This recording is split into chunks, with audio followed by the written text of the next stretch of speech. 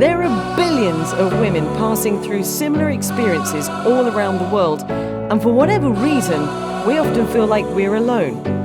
It's time to make a point of discussing these topics from a range of viewpoints. These conversations surpass age, race, location. They are relevant to women everywhere. Welcome to the She Word. Conversations that women rarely have, but really should.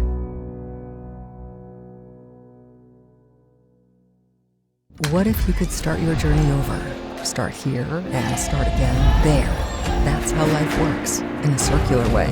We understand the importance of circles, and that's why you are at the heart of ours. Find your way to wellness with Browns. Welcome to the She Word, conversations that women rarely have but really should. In this show, I'm talking to three women who are really on top of their game right now. And their games are OCR, CrossFit, and running, because today's conversation is about women in sports. And I'm really excited to be joined by each one of you. Rosalie Borg. Hi. One of Malta's finest athletes, a national champion, course record holder on races right across Malta, and also a mum, which we'll be coming to talk about in a little bit more detail later on, and an utter inspiration. So thank you so much. I'm so glad you're here. Thank you so much for inviting me. I'm really excited to share this story all together with the other women in sports. Absolutely. Well, last time I saw you, I'm pretty sure this is the last time I saw you, I was screaming you across the finish line of one of the marathons in Malta. And I was giving you every bit of enthusiasm that I could. I was like, yes! She's here! We'll talk about that in a minute. Raissa Camilleri, who's one of women in Malta that are taking OCR by storm. Now, OCR is relatively new, and it's relatively new in Malta as well. It stands for Obstacle Course Racing, and you've just finished in second place at the High Rocks Vienna, which means that you've qualified for the World Championships of High Rocks. Is that right? Yes, that's right. So High Rocks is a little bit different from OCR. It's like an evolution of it. Maybe it's people kind of say that it's a mix between CrossFit and OCR. But yes, it's a new journey that we're on at the moment. And just one of those crazy things that comes from a side conversation, which just to say, let's try it out. And so far it's taking us to kind of really fun route. So well, congratulations yes, to you you as well, because that's actually a recent event, and you're off. But you, on your dialogue there, you said you're off to the World Championships again. So we're going to be talking about that in a second, because I'm absolutely dumbfounded by this. And Kelsey Spiteri, who is one of the youngest guests I've ever interviewed. But you are amazing. And I'm really excited to have you here as well. You're an inspirational young athlete leading the way on the CrossFit scene. Now, I'm also new to CrossFit as well, even the whole concept, and you just mentioned it a second ago. And we'll go into that in just a minute and let you have a moment to explain what CrossFit is and what it isn't. Because I think there's a lot of assumption of what it is and what it isn't. So I've introduced you, but I'm going to ask you to introduce yourselves a little bit more. Starting with you, Rosalie, what is it that you do? And surprisingly, just as we sat down at this table, you said you started in football. Yes. Up to nearly a year and a half ago, I was doing football. I played football all my life, 18 years, I think. Up to a year and a half ago? Yes, just before I did my first racing competition, I was a footballer. I coach football. I have all the licenses. I have the highest license for a female locally. Still have one license to go. We'll do that once I finish my master's, which I'm sure it will come along, the subject along the way. But yes, I was into football. And then as soon as I passed through a really turbulent time in my life, someone actually told me, where are all the trophies for all the training that you do? Because I was, apart from football, always a gym enthusiast, and I used to run frequently, but literally I used to run for being a better footballer, really. So I had just this little obsession that I wanted to complete 10 kilometers a day without a coach, no training, nobody following a program, nothing.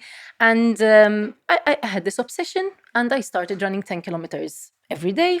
If I don't cover 10 kilometers in my game, I make sure I check my data on my watch. And if I see that in the game I did not manage to cover these 10 kilometers, I would finish the game and go and make sure that I get in my 10 kilometers. So that's how my running obsession really started. Up until June 2021, I never raced, I never competed. I did not have any coach to guide me. And when I was challenged with this question, somehow it really gave me that big boost. And I said, okay, I will compete then. I will actually start competing. And COVID hit me in September 2021. And it hit me really badly for an athlete. On the first day or so, I thought I'll be okay. After 3 days, I got everything I needed at home to train as soon as I felt better. But I did the whole 2 weeks in bed, so much so that I had to still care for my children alone. And I hired actually a bouncy castle inside my house. I swear. I live with you. I cleared the living room, put everything in a corner. I'm telling you, I rented out a bouncy castle. I was so unwell. So when the kids really had Their energy up high. I just put on the bouncy coolest castle, mum I'm on the telling you. planet. And I had my kids there on the bouncy castle exerting. Their energy was me dead sick on my bed. Then about 2 weeks later, my sister called me. Maybe I started competing really because of my sister. She told me, listen, I'm doing the grid. She said, would you join me? She said she tried to kind of get me back into my training routine. And I said, okay, I'll join you. I told her, but no expectations. I'm not running in this race. And I will just take it easy with you. And I'm just going to enjoy it. No pressure, no nothing. And she said, my sister is an enthusiast. And she said, yes, we'll enjoy it. We'll have a really good time together in this race. And I was actually quite okay about it. And we started the race of the grid, which is an OCR race. And when I started running and I started seeing the people around me, I said, I'm not going to let her beat me. And I'm not going to let her beat me. And I started feeling empowered in this race. And I didn't know much about OCR because I wasn't too into the sport as yet. And I knew that there was a real good athlete called Zintra, who's my friend today, and I can say hello to her from here. And they told me she's the champion of this schismo, of this sport. And when I sort of started running and I saw her amongst us, I said, I'll try if I manage to keep up. I started running. I got lost God knows how many times because the route is not marked. It was my first time doing it, and I was like, but why aren't there any markings on this trail? And I'm asking people, where do I run? Where do I run? And nobody said a word back to me. I was like, okay, nobody's too friendly here. Nobody's speaking to me. But I didn't know how intense back then obstacle course racing was starting to become, really. Anyways, from there, I went on to win this race. And when I finished the race, they were like, you just won. I'm like, it's true. I just won. I just won. How is this possible? And from there, sort of my journey in sport, it's not like I chose the sport. It's like the sport then kind of chose me. And from there, I said, okay, it's better if I start actually training now. And I started. I like that. I always like that. Yeah, I better start training. I bet where I used to go to the gym. It was a gym that we used to do OCR, yes, but I went there postnatal, sort of to recover back from my second child, and sort of over there they used to tell me, how about you try and get a little bit on the monkey bars? And I was like, no, I don't like them. No, this is not for me. But anyway, by time, sort of I started doing a little bit of hanging and I started getting stronger, obviously. So that's why eventually I did the grid, because my sister knew that I was training, but not with a schedule, or I just used to enjoy it. My running, I continued properly. I actually then got a proper running coach who used to guide me, of course. And from there, sort of, I started exploring different things. I started running trails. I started doing half marathons, but not with a particular training. It's just, okay, let me try and do my first trail race. And when I finished my first trail race, back then it was with COVID, it was with heats. So when you finish the race, you wouldn't know You if don't you know. win or not. So I was leaving, and this guy comes up to me. He said, "Listen, don't leave." He said, "Because you are 2 seconds short from the best Maltese trail runner." I was like, "Oh, okay." I told him I was going to get a coffee and go home. He said, "No." And then it turned out that I came third in this race. So I said, "Oh, okay. All right, this is going well." It was really not planned. The day before, actually, before this first trail race, I did a trail race in teams of 3, a swimmer, a cycler, and they needed a runner. They asked me. They were really good, so I felt a lot of pressure, to be honest. It was part of the Underworld Games, I think, Savage League. or Savage League. It was part of a competition for Savage League. It's a CrossFit competition that they had to do as part of their competition. Exactly. But I wasn't part of the CrossFit competition. It was Competition like separate, kind of. And on the day, we placed third with this team, and my trail race alone was the following day. So I applied literally when I saw that we came third, and I said, "Oh, okay, now I know the route. So tomorrow I should be okay to do it." And that's why I did it alone the following day. And when I placed third, I said, I think I like trails. I should actually start running on trails now. Then, like a little bit after, maybe, I don't know, it must have been a month or so later, there was the half marathon trail in Gozo. I told my coach, I told him, "Listen, I think I like trails." I told him I want to go for it. He told me, "There's a big difference between a 6 and a 10 and going 21 on trails." I told him, "I don't have to win." I told him, I will go and run. No. And I ended up winning this race as well. Anyway, from then onwards, I started doing different trails. I started doing OCR properly, let's put it that way. I started doing road racing as well. And when I started doing road racing, must have been December 2021. So my first road race was December 2021.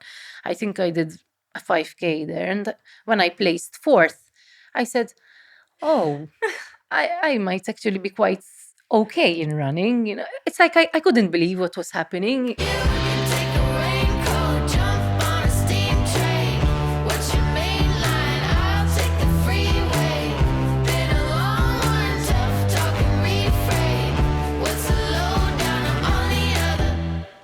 Can I just stop you there for a second? Because I've always been a bit of a fan of yours, but I'm having a big, massive girl fan moment because that is really inspirational. Because what you're talking about is just kind of falling into the right sport, embracing it, and then I'm assuming that you're also quite competitive. Yes. Yes, Yes, I quite am. But I think people in sports, there is something in them that the It's in our competition blood, I part think. kind of drives you into the sport itself, that there is a drive towards it. We're going to come back to the rest of your story, but I I'm told going to you move. it's quite a story, I tell you. I'm going to come across to you, Raissa, because you are OCR as well, and you were nodding your head an awful lot there. So I want to hear what your story is and how you got into OCR, because I'm going to just reiterate, OCR is quite recent. It's quite new. I myself probably did the same grid that you did. I've only done it once. I'm incredibly accident prone, so I don't do OCR just so that I don't die. But how did you get into this? Because you are literally and the High Rocks, obviously, which is slightly different. Yeah. You're a champion. You're doing incredibly well. You're off to the World Championship. So what's your story? It's funny, because like from my end, I always, I still don't see myself in any way as like some kind of pro athlete or whatever. So I still feel like I am fanning as well when I see kind of other professional athletes. Because to me, obviously, there's family that is first. I have my full time, which is second. We coach and have our own kind of gym third. And then on the side, if there's any time, I do some training because it just helps me kind of for my mental sanity and just to keep it going over there. So I have a little bit of a different story. I was always into dance, so I did a lot of dance growing up. So until the age of 23, I always danced. Jazz, hip hop, it was always my passion. So I would never have thought that I would have anyway jump into some other kind of sport. What happened is that when I had my daughter, I was kind of forced to stop a little bit of obviously to kind of take a little bit of a break, especially right after having my daughter. I think like any mom can relate. Everyone goes through that time of like trying to understand again who you really are and where you're at in your life and who you are as a person outside of being a mom. Is what you're doing enough? And all these questions just come down onto you. And I think to me, it was at that point in my life where I was like, what am I doing with my life? How am I going to kind of make sure that moving forward, I'm a good example to my daughter? Am I living my kind of fullest life? Is there anything else I should be doing? So I just wanted to explore something different. So I had decided to stop dance at the time. I actually went back to dance with my daughter. She was doing ballet and I kept kind of with company doing my own dances. But I think I was at that time when I said, I just need something new. I need that fire. I was always someone who can't sit still. And I just feel that when you get to a point where you feel like you're plateauing, so to speak, in life, that's kind of a reason for you to say, what's next? Something else needs to be happening. So I had just started kind of joining some fitness classes at the time. I'm very, very lucky that my now husband is one of the kind of persons who has always really pushed me. So he was never the type of person to kind of pull me down. He always like pushes me up. And if I have, listen, I want to go to a boxing class, cool, go for it, amazing. Like I have it with Kay, my daughter is Kay. So we always had each other's back. So I remember having that conversation saying, I want to start something new. And then 1 class a week started being 2 classes a week for an hour, and 2 classes a week started being, oh my God, I'm so excited. It was just 1 hour a day, but to me it meant, as a mom and as a person that was working full time, that meant that I had that 1 hour, which just was for myself. So I remember the feeling that gave me. And then it all started really because when I was training at the time, they were a group of 9 guys who had said that they're going to sign up for a Spartan race in Barcelona. And they had asked me if I want to join. And I was like, as if I could never do it. Like, I'm not good enough, it's just something that I do for fun. And then obviously I went home, I spoke to my boyfriend at the time. And he was like, of course you do it, like go. Like at the time, Kay was only like 2 maybe. So it was quite a big deal, it wasn't something. Anyway, long story short, I ended up signing up for it. We trained together for it. We went abroad. I think it was one of those moments where in no means did I win or anything. It was just a matter of completing it. But it was something that was that goosebumps moment. I remember coming down and saying, how did I pull this off? I have a full time, I'm a mom, I have everything else that's happening. And here we are. So to me, it was so I think that's where kind of the journey began for me. And to me, I'm the biggest kind of advocate of finding time for yourself. It doesn't mean that you need to go pro. It doesn't mean that if you're not like the first one, then you stop. It's just about doing something that sets you up. That is a massive question we're going to come to in a second, because time management and being able to invest in yourself is essential to what each of you do. Yes. But before I move on to Kelsey, who's smiling and being very patient there, the Hyrox is what? Just because I'm interested in defining the disciplines of what you do. So what's the Hyrox? So Hyrox is actually much, much more newer than OCR because it only started in the last 2 years. And the concept over there is that whereas for OCR, there's a lot of technicalities where you need to obviously have certain technique for certain obstacles. Hyrox is literally, it's all about functional fitness. So there isn't anything which is technical. Obviously, again, you have people who are 65 plus doing it and finishing. So it's not about how high you can jump or how fast. Every movement is a movement that everyone can do. And obviously then you have kind of the pros who like really push it for time.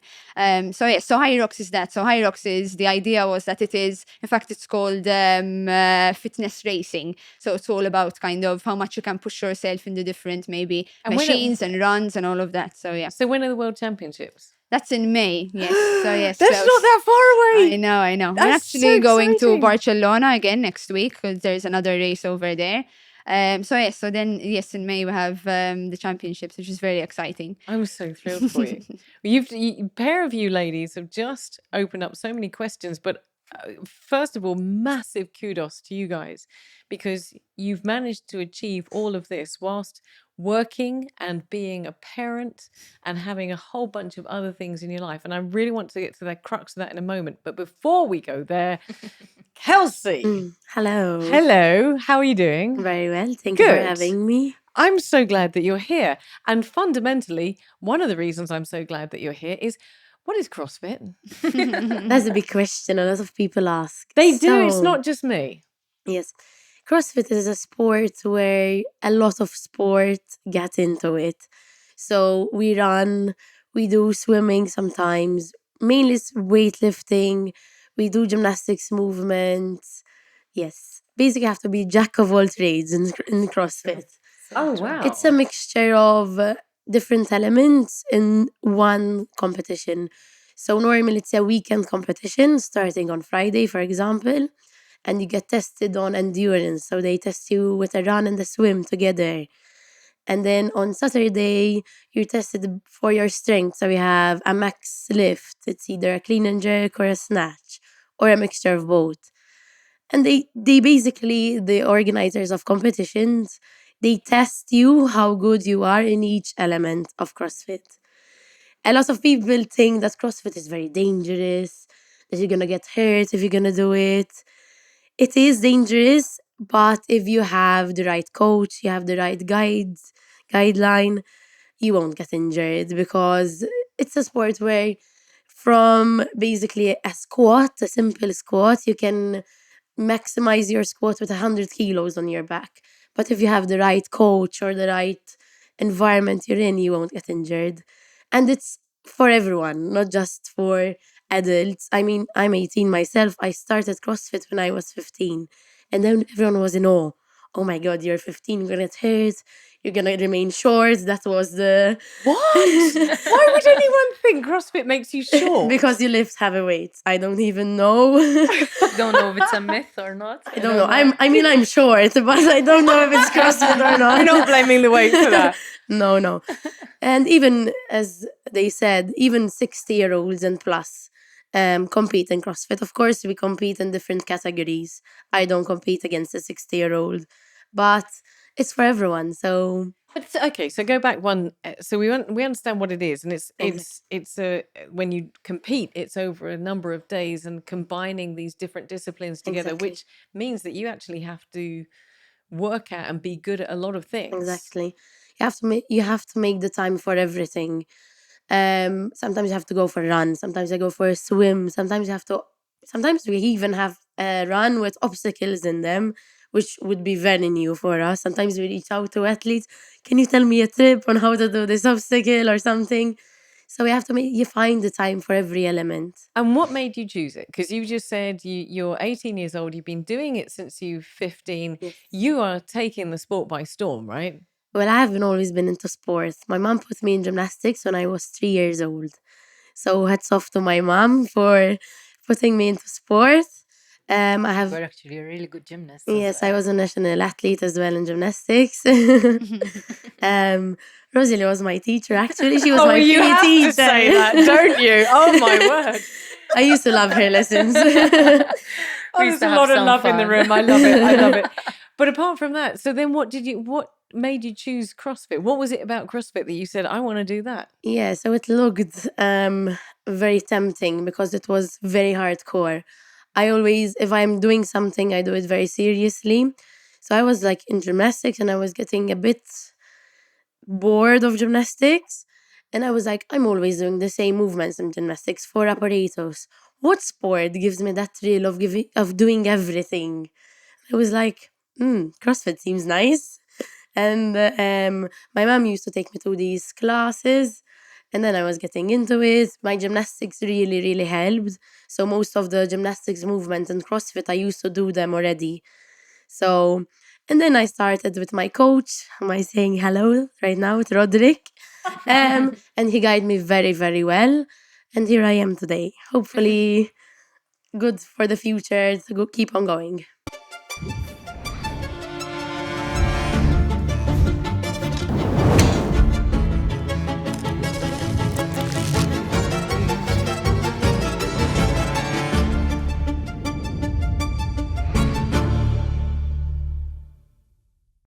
So you've obviously put a lot of work in there. You talked about the fact that you might have to run, you might have to swim. You've obviously got the gymnastics background, thanks to Rosalie over there. No, I No. wasn't her gymnastics coach. No, Oh, She was my PE teacher in school. Okay, so still thanks over there to Yes. Rosalie. But before I ask these ladies, I'm going to ask you first, because that must take an awful lot of commitment. And you're at an age, you're 18, and you're at an age where, with all due respect, a lot of 18-year-olds are going out and enjoying life, having a drink, getting to know boys or Exactly. girls or whatever they're doing.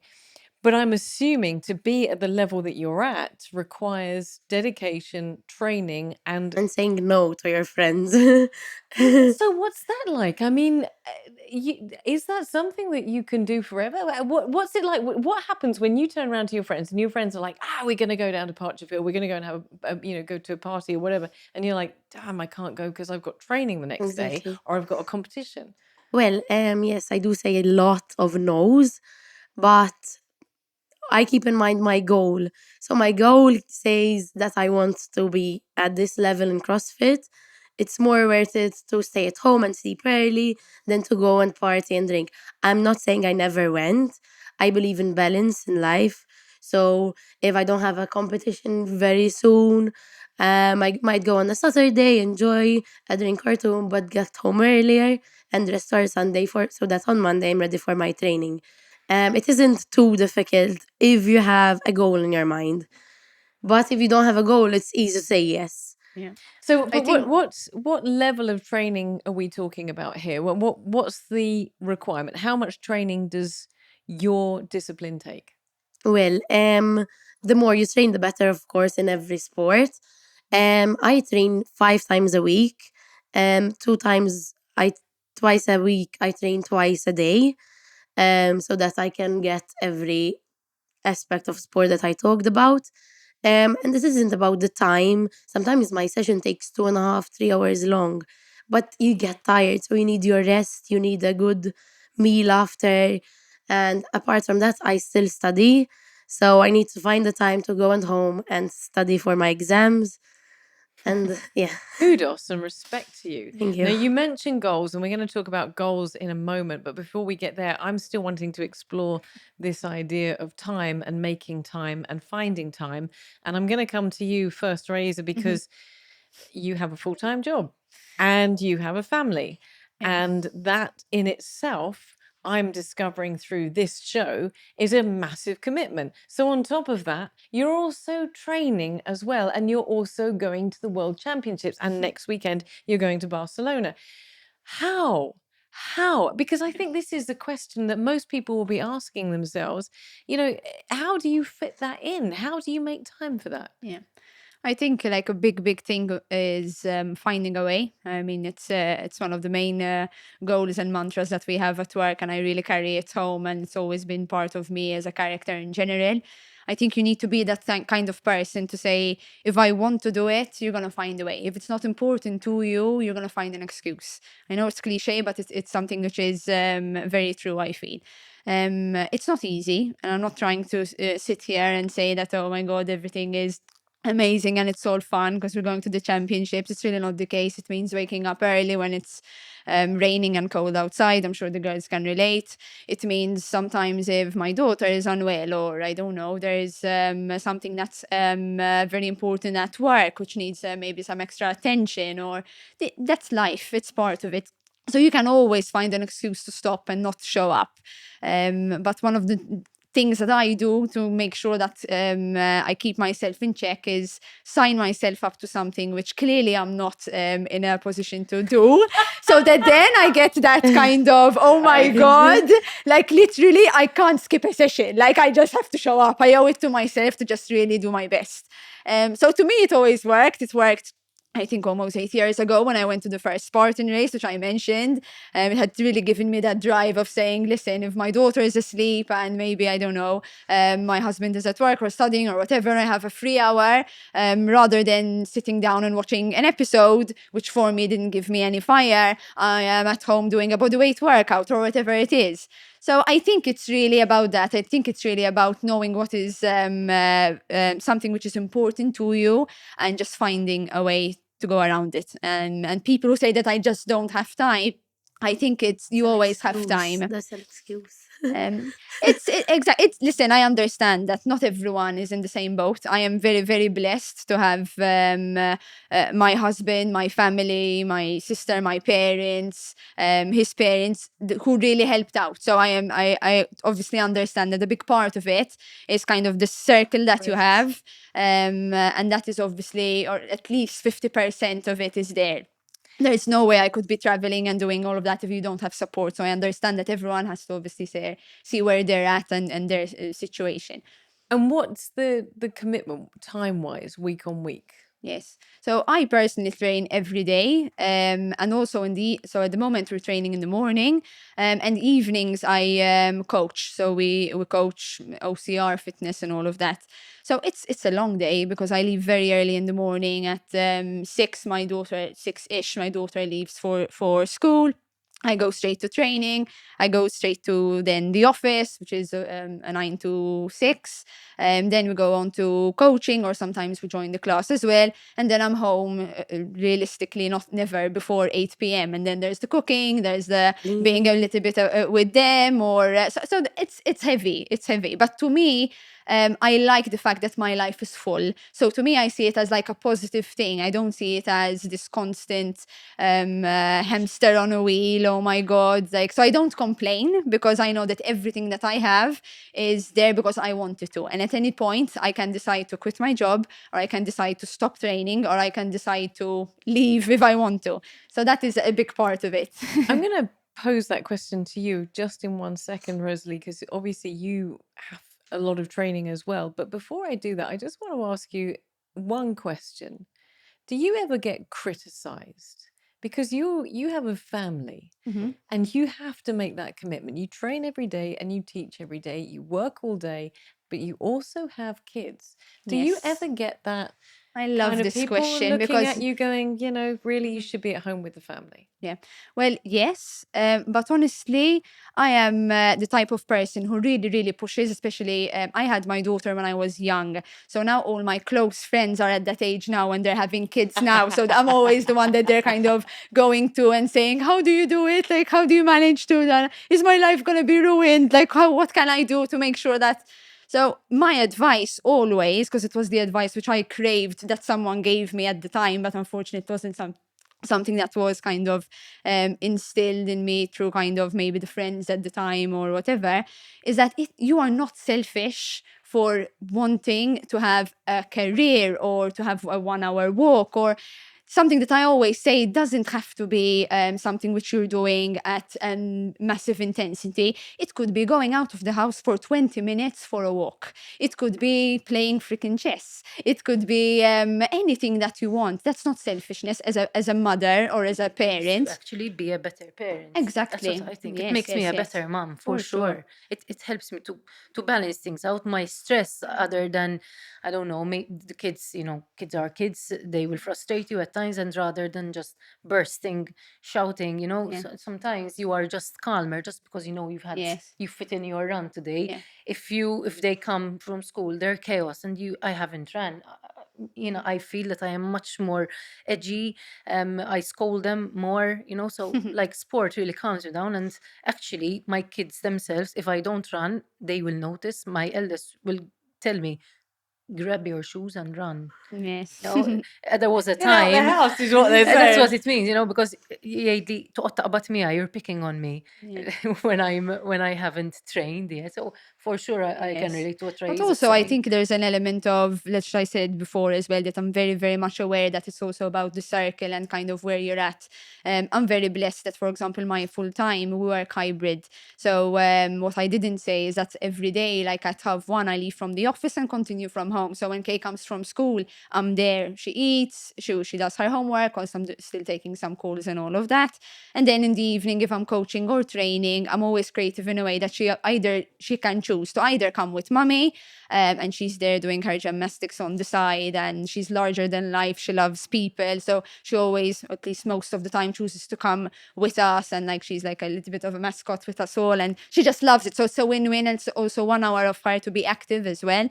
And sometimes she doesn't feel like, sometimes she just wants to chill with daddy. So I think it's about finding creative ways, and also to me, which is something very, very important, and in reply to what your initial question was, is I would like to think that my daughter looks up to me as someone who has a dream and follows it, and not just someone who is her life is on the side just because the daughter comes first. To me, it's always, I find that it's always inspiring to show the way and to kind of be a model without sitting your daughter or son down.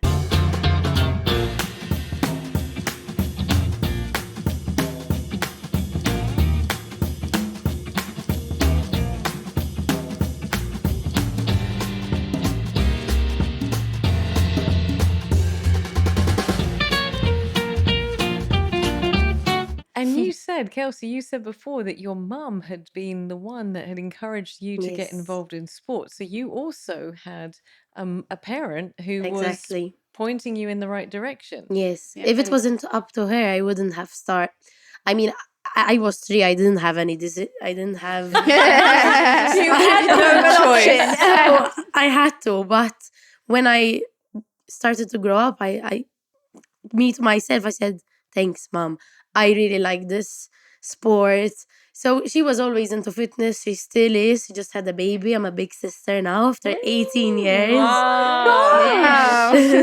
She's 7 Wow. months today. So Bye, how Oh, sweet. how lovely. so she's back into fitness. She's back herself.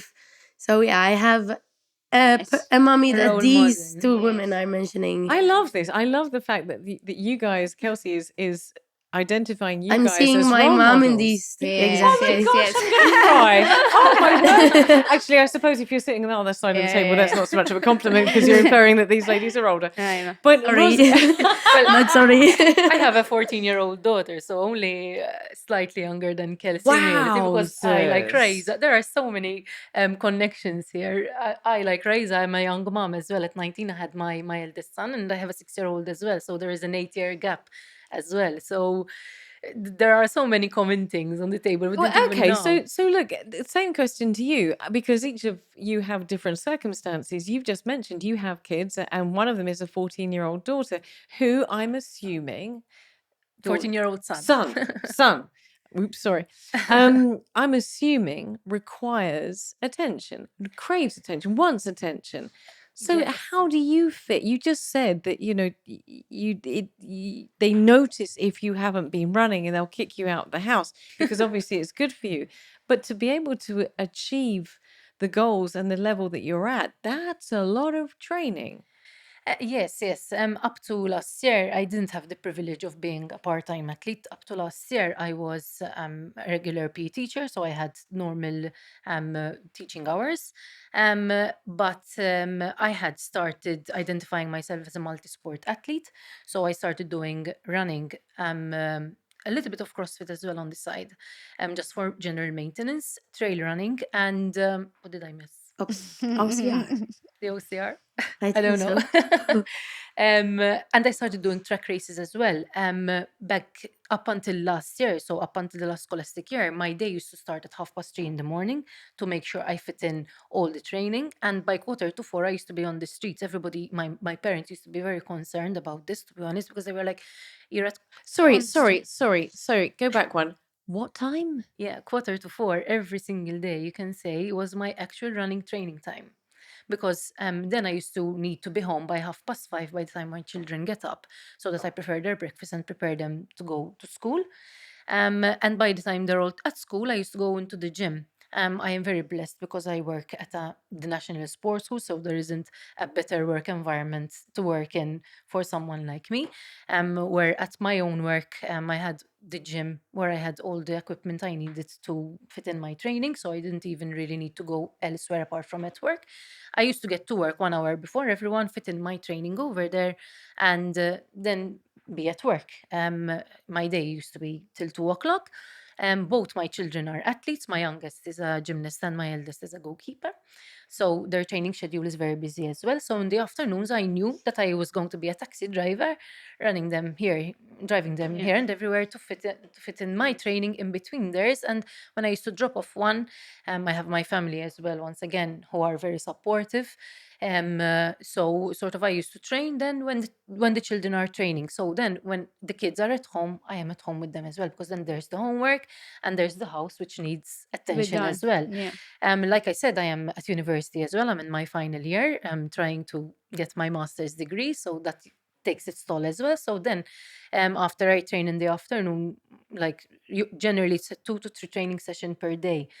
You're exhausted. You're exhausted, yet you have to open I'm the exhausted laptop. just listening to Yes, this. but I think there's a big point on what we were saying there, that at the end of the day, when it comes to parenting and being a parent and an athlete at the same time, to me, without ever telling my daughter anything, it's instilled in her this idea of resilience and showing up and doing the hard things and understanding that a shiny reward, if it's a trophy or whatever it may be, there is a lot of work that I needs to go into completely agree it. with this, because I used to see my mom running from work to driving me to my gymnastics lessons to getting in her fitness classes. So it's instilled in me, as you said, that it's okay to have a busy life, that you wake up really early and get home at 8 in the night. So it's like completely normal for me. Whereas, for example, my grandma is like, "You're crazy, you and your mom, you're not normal." But we're like, it's very normal for us. So Yeah. I mean, even my sister and my brother, who back then used to look at me and say, "You're crazy for doing all this running, waking up early." But now my brother is a triathlete and he's into triathlon, and my sister does long distance running as well. So whereas before we're he used to tell inspired. me, "Why do you do it? Why do you run so much?" They are now doing it as well. And my parents, it took them a while to understand why I do it and why I love it so much. But then sort of they kind of need the results to understand better what it means to me. And I'm just going to interject because I'm probably more close to you, Kelsey, because I'm not a parent, and so if I want to get up at 5 in the morning and I want to go running and I want to do something, I'm more with you. You know, I don't have that much responsibility, quite frankly. But I'm absolutely flabbergasted by the pair of you ladies. I really absolutely have so much respect because of the commitment that you have. So kudos to you. But I want to pick up on something that all of you have said, but I think you, Raissa, really defined this. You talked about goals, and you talked about the fact that you won't get up and do it unless there's a goal. And I myself, I'm exactly the same. I do long distance running and I will not get up and do it if there's not a goal. And if I'm not starting to panic because I'm like, oh crap, it's coming up really soon. You know what I'm saying? Is that a question for each of you? And I'm going to start with you, Kelsey, because you're on my side right here. But are you goal oriented? And if you're goal oriented, what would be the biggest goal? So yes, I am goal oriented. The biggest goal is I make it to the CrossFit Games. This is like the biggest competition that you can get in CrossFit. It's based in America. But apart from having this goal, this is my big goal. You have to have these small goals, the realistic ones. For example, in 2 months, I have a competition. I want to do this in this competition. For example, I want to have a PR in my weightlifting section, like in my clean and jerk. So yeah, the small goals really make up to the big one. But again, you have to have that discipline in yourself, that even if you don't have competition in 2 3 months time, but it's in next December, you still have to show up for your training session, because on the long run, it's gonna make a big difference. If you don't show up once, it will become a habit of not showing up every Monday because you're tired after the weekend, or on Friday because you're ready for the weekend. So you have to be really, really disciplined, even if you don't feel like I have to go. We'll see. And once you go to the gym, I don't know if you agree, or to your run, it's okay then. But just grabbing your clothes and your shoes Yeah. and going, that's just the big part. Okay, before we come to goals with this lady, I want to come to that because you've just mentioned you know there is that feeling when you I'm sure you relate when you're just like, oh, do I have to go today? I really don't want to go today. It would be so much easier not to go today. Especially early in the morning. Yes. I'm a morning. But then, I mean, I'm a morning person, but sometimes I don't want to go out. But you get up and you go out and you do it, and then you're just glad that you did it. Exactly. I have that satisfaction that, okay, I'm proud of myself for coming and doing this session. So But I think a lot of us who just run, or do whatever we do, or even aren't involved in sports, we might look at someone like you, who is, in fairness, you're 18, you're full of life, you've big smiles and all this sort of thing, and say to themselves, well, I'm pretty sure Kelsey never wants to stay in bed. She just wants to get up and do that. that's not realistic. Oh, really? No. Don't ruin it for me. No, I mean, most of the time I want to go to the gym. I have this urge to go to the gym and train and get better, basically. But we're all human after all. So sometimes you just don't get that feeling of pushing. I mean, in CrossFit, we really push ourselves.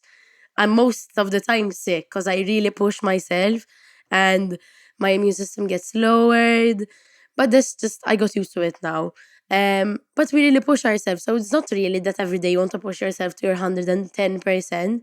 So it again comes from a matter of fact of knowing yourself. And maybe today, okay, I'm not feeling really well, so I push a bit less and push more. But what is that statement that you say to yourself? What is that when you're in bed and you know you've got to go for a run and you don't feel like it and it's raining outside and it just looks a bit crap and it's a bit windy? What do you say? What's that one thing you say to yourself that gets you out of bed? I want to make the CrossFit Games. That's your the goal. goal. That's your That's goal. the goal. That's your goal. So- and like even if there's small goals along the way, you'll keep telling That's yourself the big that. goal. Exactly. For you, Raissa, Yeah. what's you goal oriented? Yes, but I think in general, to be honest, why I would say definitely I'm gonna go because honestly, it's because I can. Because I understand that at any point, I'm hyper aware that at any point certain things can change. So health-wise, it can change. Things maybe at work could change. Maybe things at home could change. So I am very aware of like the blessings that I have, the fact that I actually can, if I want to, wake up at 6 and go for a session. So I feel like I would be wasting it to sleep in. So today I can. So why am I not gonna go? Again, for me, it's training. For someone else, it could be meeting a friend. It could be whatever it is. So again, it doesn't always need to be that you have to go out for an hour and you go hard. I think something that's very, very important is to understand that at the end of the day, it's a process. So highs and lows, you get your days when you feel on top of the world, you have the best session, and you're like, oh my God, I'm killing it. And then in the evening, there's another session, and you're like, what? Who am I fooling? Like, I should just like retire. Like, what am I doing over here? I think that's yes. important because Oh I my think God, for so people much. who are not at your level, Yes. there's a lot of people that are like, oh man, alive, I'm And I never going to think- get there. But I think that is like everything. I think it's also like motherhood in general. Like you look at the kind of these shiny mummies who do it all right. And you like at the time when I was a new mom, totally clueless, had no idea what I'm doing. Remember looking at them and saying, how do they have it all together? And somehow instead of being more inspired, I just felt like I'm shrinking much more. So it's same applies to athletes as well. Obviously, we all look at Insta of other athletes in the same sport and say, oh my God, they're always like killing it. They always look good. They're always smiling. They're always full of energy. Like, who am I kidding? Like, so yes, we all go through it 100%. And if there's anyone that tells you that they don't go through it, like, don't trust them. They're a For liar. sure, eh? No way. As if we're all human, regardless if you're male, female, regardless of age. There's always things and doubts at the back of your mind. So I think for anyone that is looking to start something, I think it's just you do you, whatever it is. So even for you, if your goal is just trying to move a little bit because you're all the time at home, or maybe you're all the time at the office, just set your goal. And again, it doesn't need to be going to some kind of Olympics. Your goal could be to give 1 hour of movement to yourself. Just do it. And I think that is it, having the bigger goal and then breaking it down. And then just saying, I promise this to myself. You can't attach it to an external person and say, I'm going to do it for him, or I'm going to do it for my kids. Or no, because that is not enough. You have to do it for yourself. Because it's 3:30 in the morning, at 3:45 in the morning, doing it for someone else is not enough to get you out of bed. Coming to you, Rosalie, you 3:30 in the morning.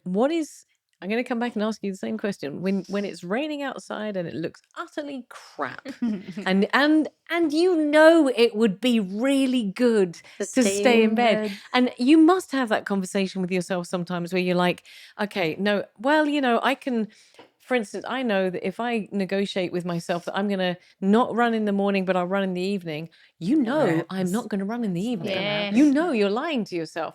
So what is that sentence that you have with yourself that gets you out at that extraordinary hour in the morning? I think that the fact that I know how good it makes me feel after, to be honest, is what really gets me out. Because if I don't, like you said, I would plan to do it in the afternoon, especially if it's an intense training session. There is no way I will do it in the afternoon. I'm exhausted after the whole day at work, my children. So for sure that won't be the case. So the fact that I know that I won't do it in the afternoon is definitely one of the good reasons to do it and sort it out in the morning, so it's out of the way, and I know that I'm going to be so much at ease after. Things just come so much better. They feel much better and lighter during the day. That it for sure makes me get up and get it over and done with. Apart from that, knowing when you have the targets there, they are there. To reach them, you know how hard you need to work. So I just know my targets are very clear. I know what I need to do to get close to them and eventually reach them. So those little goals motivate me for sure. I know that this is the session that I need to do today to get me closer to my goal.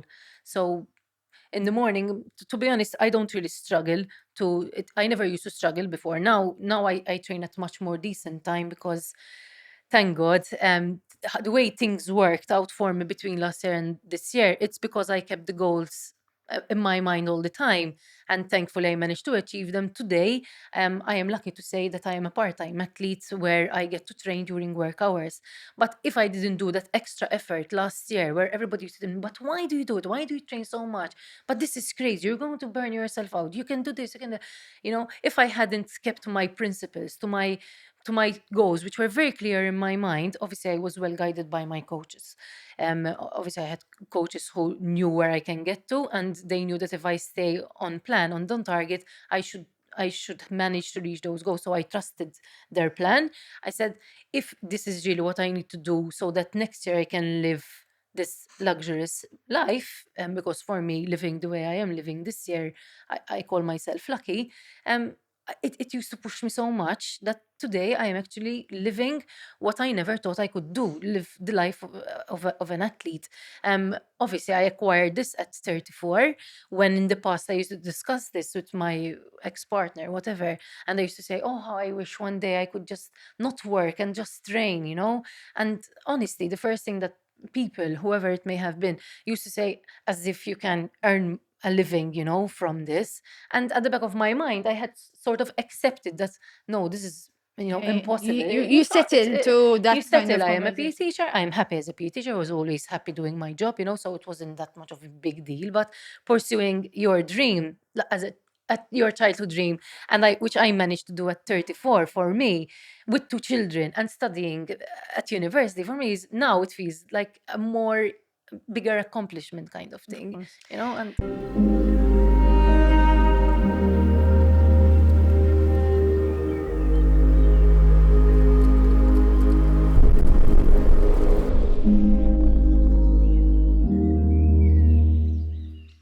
Listen, we could sit here forever because there's such a feel-good feeling around this table, and it's a realistic feel-good feeling because I'm looking at three very, very powerful, dedicated women, but who have faced very real challenges, whether it be, giving up your social life and giving up whatever you need to do, whether it be giving up time that you would be spending with family and kids and for yourself. You just said said that you wanted to do this. You never dreamt that it was a possibility, but now you're living the dream. So we could sit here and talk for ages, but unfortunately we can't. And we are going to come to the end. And as we come to the end, I just want to, you've already, Raissa, you've really motivated people by saying, just start with something, just set that goal, just set a goal. And I think for me, I had to do something public. I had to sign up for a half marathon when I decided I was going to run. I had to do something that you couldn't get out of, and that people were going to see that you were going to do it. Setting yourself up for that success. So even if it's little, like for me, what works is, for example, visual cues. Before I sleep, I have to have my training gear set out. If it's not set out, then it's one more excuse in the morning. So 100%, I know how I am. If I say, oh yeah, now I'll sign up for that race, I'll do it later. If I don't just sign up, then I know that I'm just kidding myself, because I'm just trying to get an excuse for it to be sold out, to have an excuse to say, okay, I'm just going to skip this one and I'll start this intensive kind of cycle as of 2 weeks rather than this way. So it's about really knowing yourself and really knowing what you need to do to kind of be in a place where you, like I said, are successful because you're there, because you've done all the hard work, really. So yes. To wrap up, because you've been so inspiring, each one of you, but to wrap up, I really want to get to the crux of what this gives you. And I'm going to ask you, I'm going to start with you, Kelsey. We're going to come this way around the table. I'm going to ask you to tell me, what does your sport and your dedication to sport, what does it give to you in life? I think CrossFit really gives me that drive that if you have an obstacle, for example, life can get really tough at times. I'm still young, I'm 18, so people might know what is tough at an 18 years old. But life is tough sometimes. So CrossFit, so you push yourself at a limit that in life it gives you this character that even if it gets difficult, you have to push. And you push through, and it gives me this feeling, this urge that you have to do it. Even if it's at the back of your mind, and some people say, no, you're crazy, don't do that, don't do this. I get a lot of, you're still young, don't do this, you're gonna get yourself hurt. But these people are the people that really motivate me even more. So the more I listen to no's, I listen to it, yes. So that determination is incredible. They would be the people that would always find an excuse not to do anything. Exactly. So for her, in their eyes, for them, she's too young. So that's the excuse. For them, now they are too old, possibly, to start doing it. So let's stay with you, Rosalie. I want a sentence of what your sports commitment brings to you. What does it give to you? I think it gives me so much joy. It's not about the winning, not at all. When I first started doing the sport, whatever sports, like I said, I'm a multi-sport athlete. I didn't plan to win, but things just happened like that. But I only started doing it because it gave me so much enjoyment, so much that good feeling after that. It kind of got addicting. It's so addicting, that the fact that you challenge yourself against yourself. That today you managed a 5-kilometer run in this tempo and in this pace and with this heart rate, and know that things after a couple of runs, they just keep getting better and better. So much so that you want to keep on going, to keep on seeing improvement. So really, my advice to anyone who is hearing this would be to never give up, and don't say I'm going to start really from a low level.